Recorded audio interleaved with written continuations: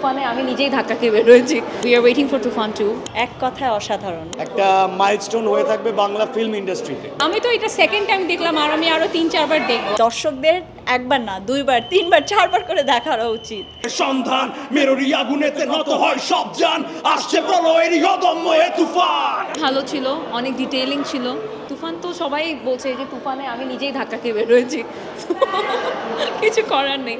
But it was good, it was really good. It was good to see everyone was dancing in the song. এক কথায় অসাধারণ। আমরা যেটা ভেবেছিলাম যে তুফানটা অ্যাকচুয়ালি তুফানের মতো করেই আসবে, সো মানে এত অসাধারণ মানে অ্যাক্টিং, মানে ওভারঅল রাফির কাজ অসাধারণ। মানে দর্শকদের একবার না, দুইবার, তিনবার, চারবার করে দেখার উচিত। ছোটোবেলা থেকে দেখেছি যে গান শুনে শুনে মানুষ হলে যায়, থিয়েটারে যায়।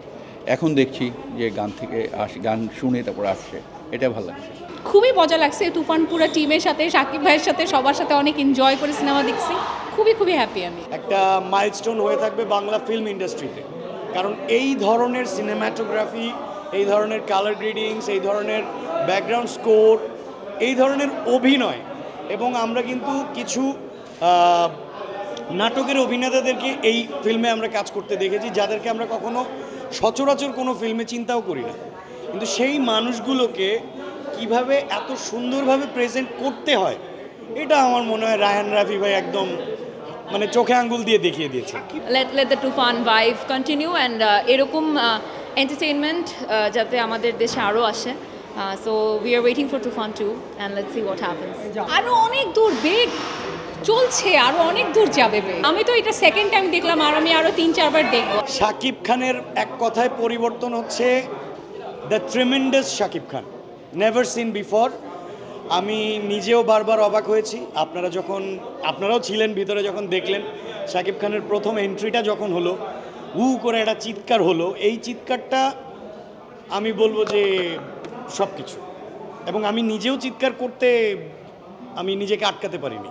তো আমার কাছে একটাই কথা, the tremendous Shakib Khan, the one and only Shakib Khan, now I can call him king Khan.